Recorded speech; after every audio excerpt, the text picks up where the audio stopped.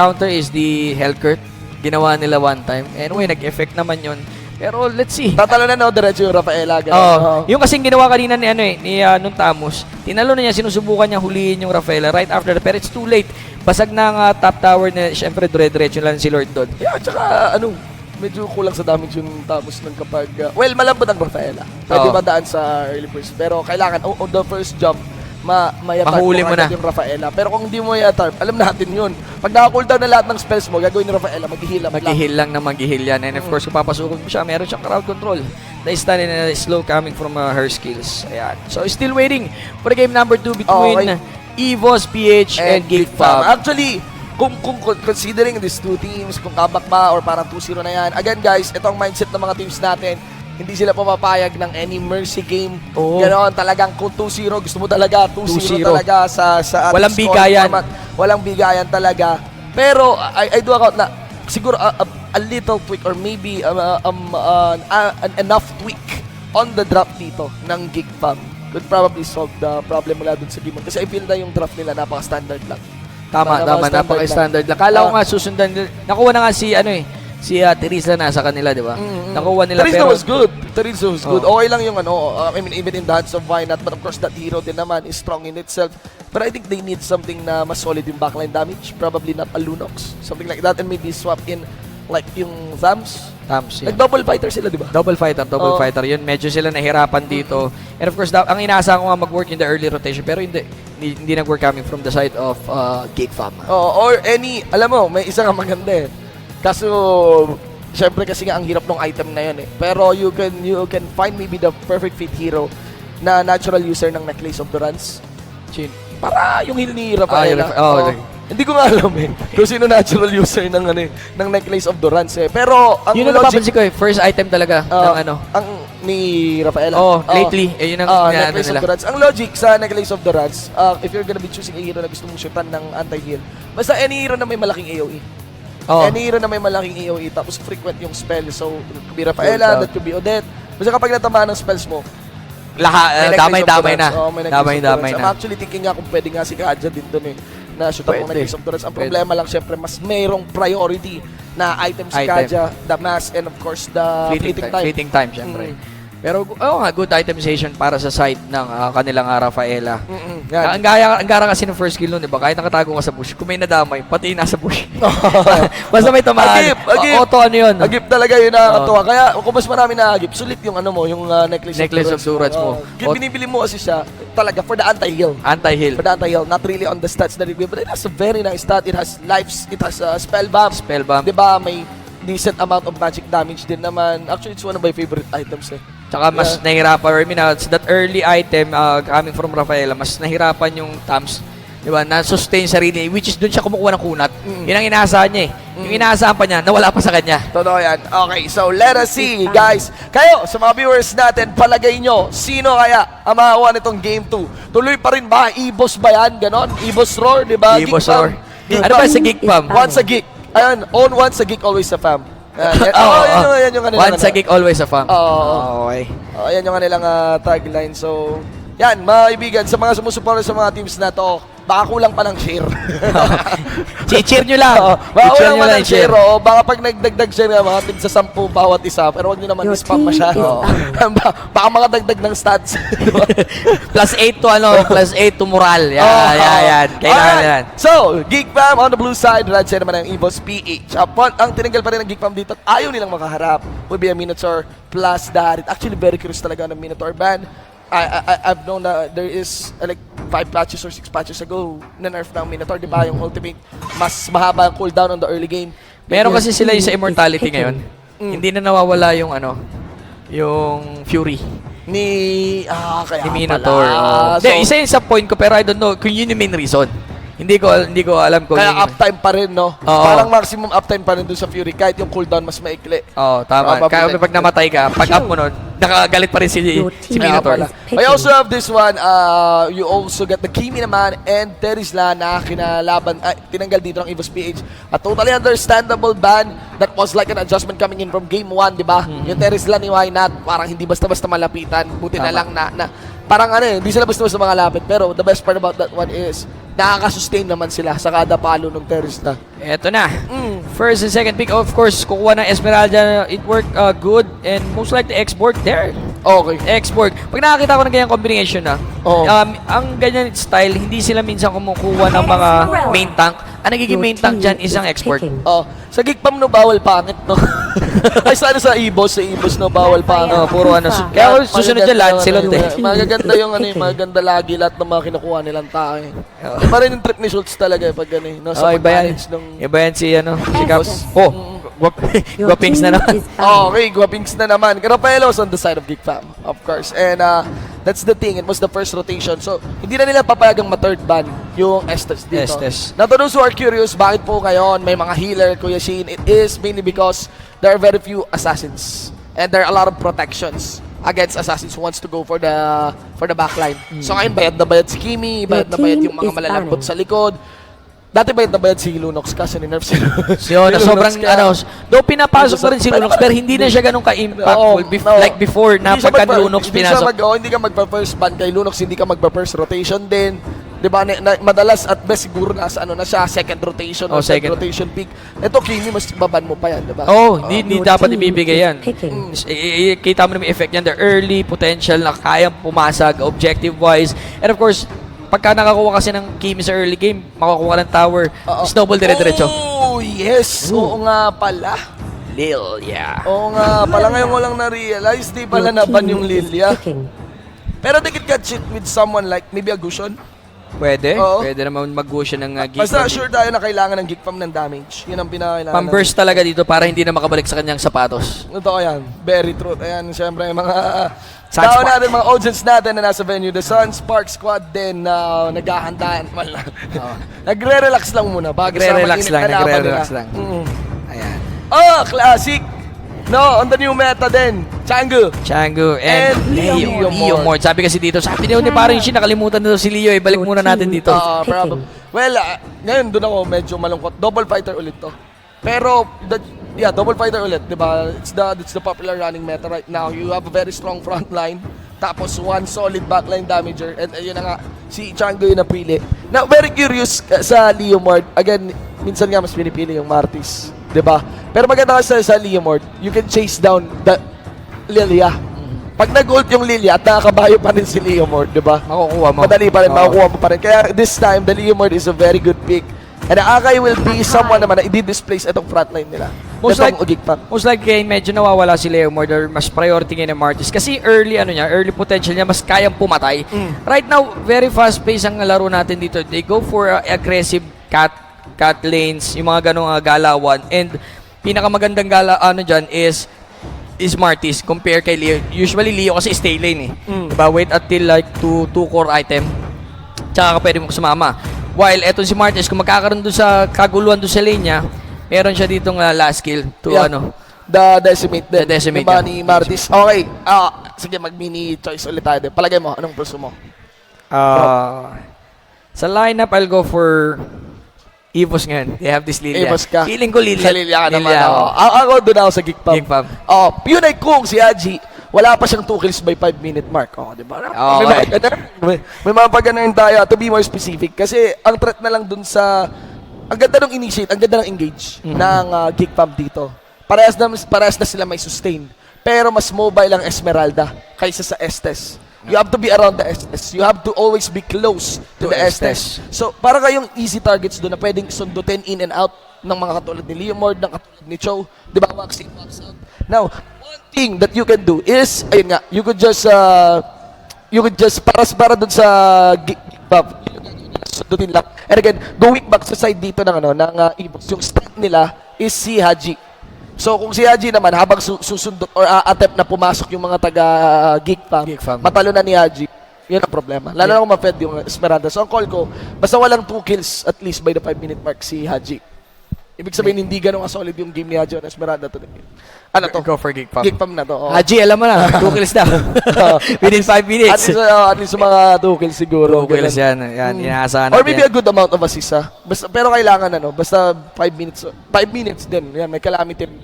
Ang lamang lang kasi dito Pero kaya talaga naman ng Estes sa early, so like sa first wave of clips, hindi ka makakachani dito sa clips. Paglapag ng ring light niya. Oh.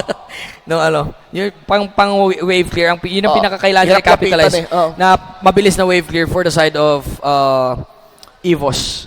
Yan nga, sa mga viewers natin, do not forget na ipangalan itong ating broadcast. Once again, maraming salamat syempre sa ating mga sponsor, kay Smart and Moonson, and of course, kay Realme. Si Realme. Real to the me. Diba? Liwanag. Kung ano. Mga kaibigan, diba? May pailaw Para na. kitang-kita mo talaga. And of course, syempre, binabati din natin lahat ng mga naglalaro ng Mobile Legends na nanonood po ngayon. Na maulan sa labas. So, Stay dry, guys. Stay dry. Chill lang kayo dyan. Chill lang kayo dyan. Stay dry. Stay dry. Bati na yan.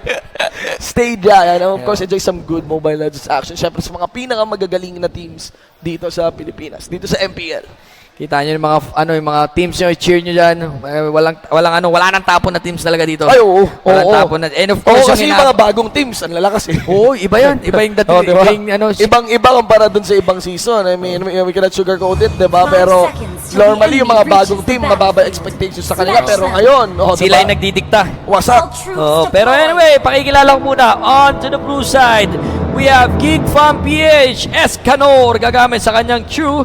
Docman naman para sa kanyang Kufra. Why not using Rafaela? Kingpin naman para sa kanyang Changu. Courtesy para sa kanyang Leomord. Meanwhile, on the right side yung Evos PH, Honda for the Akai Killer. Para naman siyempre kay Xborg Dexter on the Estes AG.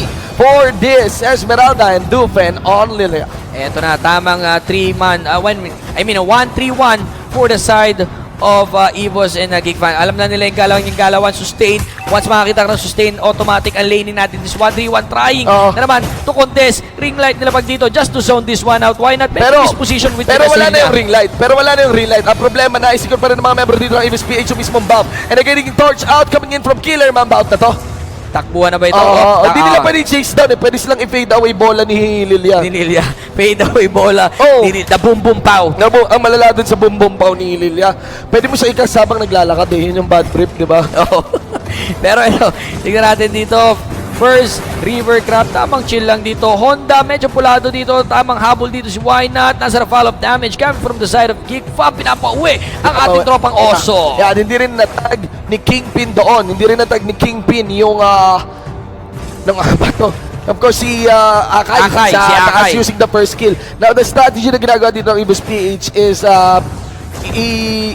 pinapaunti nila yung resources na pwedeng makuha ni Kingpin. Kumbaga, ini-starve nila si Changu. Kasi alam naman natin kung ano ang uptime ni Changu. Level 4. Level 4. Automatic yan. Magpapaulad na ng mga salty moves coming from Changu. Pero look at this. Aggressive move coming from Geek Fam. Gusto na i-contest dito ang ating lugar. Look at Dogman. Medyo masyado ka palalim dito. Dog, mamamatay. Dog is out. Escanor. Sinunod na. Kitang-kita naman. Hindi para sa magbakan. Susunod pa ata ng buong tropang Evos PH. Hatid ata nila pa uwi dito si Why Not. And that is not Gucci kasi this is a Lilia we're talking about. Lilia pa sa kamay ni Dufen. And look at that. Buti na lang hindi pala nakuha ni Haji yung buff doon sa may bandang baba. Very curious, Kingpin is still at level 3. Level 4 si paring Haji. 2-minute mark mga kaibigan. The kill was given out to Killer. Pero of course, as a team, there's ennobling steadily. O yun, nakakuha na lang first turtle of the game. Medyo maaga sila pupatay ngayon kanina. Hindi nila ganun pinapansin. Ngayon, nakakuha tayo ng easy 2 kills para sa atin. Let's go ahead. Diretso na natin sa turtle. And early 2K. Around 3 minutes. Kasi naubos yung resources para kay Changu. And well, Kingpin is already at level 4. There is the face check. Why not burning his figure as well, knowing na palapit na mga membro ng Evos PH dito sa may mid lane side. This is not good. Yeah, tama. Okay. Well, may isa pa. Pag yung magic sarap na sulit. Magic sarap. Eto na. Magic sarap. Mampasok dito. Sinusunog dito ni Killer. Pero medyo kinapos ang kanyang pagyakap dito. Cameron Dogman dito. Dufen. Boom! Tinamaan dito ng tropa natin si Rafaela. And of course, Dufen also utilizing, akala mo naman Kuya Shin, hindi lang naman si Chango ang level 4 threat. Level 4 threat din naman si Dufen. Actually, the biggest difference between these two mid laners, ang level 4 ni Changu, ang level 4 ni Dufen, ni Lilia, hindi siya damage oriented na ult, di ba?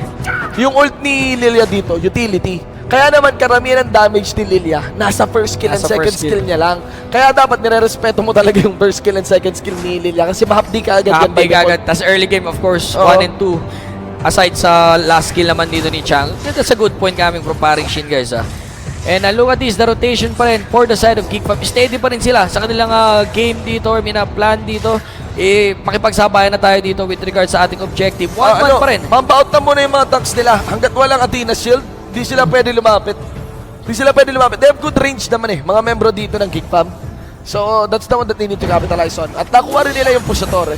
Ito, tingnan natin dito kung magkakaroon ng bakbakan. They want to contest ang kanilang bottom lane. Oy, last is Sanity para lang dito sa wala.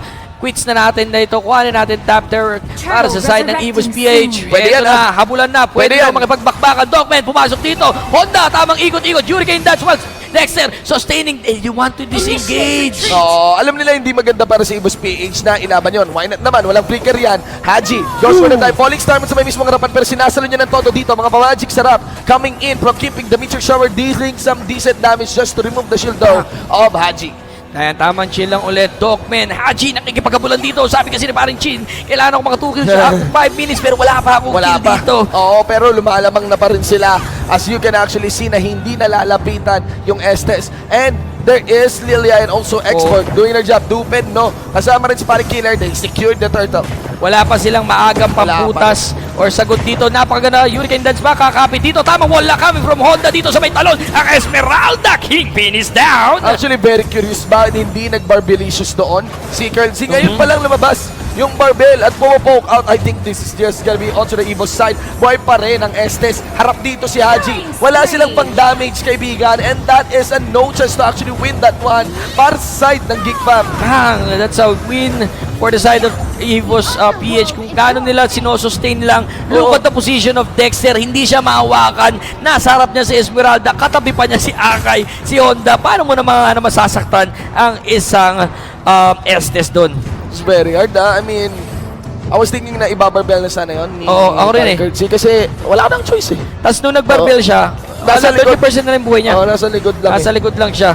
Pinakita lang Kasi niya. ibabarbell mo para huliin mo nga si Dexter. Tama, sa likod. Sa likod. Pero tingnan natin para pag uy! Hindi, ano lang yan, syempre. Binibait lang. Lagi naman ganyan yung playstyle ng ng Lily. Ng Lilia. Paglabas siya kami bumubombaw. Tamang hatak lang dito pero they want to engage na mga wala coming from Honda. Bayad na bayad. Hurricane Dance. Dogman hinahatid pa kabilang mundo ng barangay. Dogman is out. Ladies and gentlemen, this is turning to be a totally one-sided game. That is a very steep downward curve. And that is of course going for the red side on our screen. Evos PH. Turrets, there's only just 2 na nakuha ng Geek Fam dito. They have enough wave clear. They have decent wave clear. They also have the heal of the Rafaela. Pero kasi yung Akay ng kabila could prove as the nice tower dive initiate ng Evos PH. Not to mention si Dupen din pwede rin mag-tower dive. So, yung push sa inhibitor turret, nakikita ako ng malinis. It's very visible para sa Evos PH. Tama, tama. And of course, kung tinan nyo, right on the kills, 0-8. Haji getting the 3 kills. Around 6 minutes, pwede na ba daw yung parishin. Pero ito, Magic sarap, pinabato dito ni Kingpin. Pero hindi nakatutok sa kalaban dito. Tamang Way of the Dragon, Power Tower dito. Patay si Honda sa may pasok last insanity! Yun ang problema ngayon. Hindi nila-spend naman sa Evos PH yung inhibitor tower na dive. And of course, the Meteor Shower as well na pwedeng pang-backup ni Kingpin. Under that, actually di niya nga binan yung Meteor Shower. Talagang first kill lang upon the buff of that second. And of course, for that fight din, wala rin si Haji. So, at paano may nakuha ang 2 kill dito? Pero look at that, Escanor, no chance of escaping. Mega cool. Di pa tapos ang bakbakan dito. Sundan ang nauna. Trying to control this one. Can't initiate para sa 3 miyembro ng Geek Fam. Substitution. Killer going in. Oh, hindi na. Tamang tansya lang. Sinuha lang yung apoy niya. 7 minute 51 second mga kaibigan. Nasa turtle timer na nga po tayo ngayon. And, you know, it is unstoppable here. Sabi nga natin na snowball na Esmeralda. Awit. Awit. Awit ka talaga. Ayun. Ito yung normal talaga para sa laro natin. Wala talagang magbibigay. Of course, even Evos, they want to back in the 2-0 just so they can catch up with the points right now in our regular season. The Lord initiated on by Dupen Nakita and also Honda. Nang ginawa ng Evos PH, nandun ang turtle pero they still wait for the Lord para wala na cooldown. Hindi nila pinuha ang ang turtle para pag-respo right after the 8-minute mark lumabas si Lord. Kunin na natin agad si Lord. Huwag na natin kunin yung turtle. That's a good decision para sa side ng Evos PH. Wala nang turtle muna. Para mas mahaba. Para mas maaga. Mas maaga paglabas nila. Nakita ko, papunta sila, sabi ko, papatayin ba nila or their usual play. Of course, wag natin patayin ng turtle kasi pangatlo na to, hintayin na natin Lord. Oo. Nananay yung cooldown. So, there is that. Oop. Okay, a bit of a latency issue here and there, ladies and gentlemen. Of course, the pause being called by our players. But of course, ganito rin ang sitwasyon natin. Malaki ang lamang na pinangahawakan ngayon ng Evos PH. Yung prediction natin, disregard nyo na yun. As, I'm not so sure, parang the composition is not being played according to its win conditions. Okay naman yung comp eh. Okay yung composition, pero execution. Execution parang medyo nahihirapan nga talaga. Mayroon ako nakita, look at Chang, binabato niya yung mga magic sarap niya na hindi nakatutok. Sabi ko, saan yun? Saan na hindi natutok? Nilipat niya, which patapos na ang kanyang magic sarap mo. So, kapag ganyan, kahit yung comp medyo maganda, diba, mahihirapan at mahihirapan ka talaga. Ang isang matalim na patalim sa taong walang kamay naman. Oo, tama. Wala din. Unless kung ikaw si Ronoroa Zoro na kayang humawak ng blades gamit bibig. Bibig. Pero ito, tignan natin kung anong magiging sagot dito ng Geek Fam. It's already 9 minutes. Look at the objective.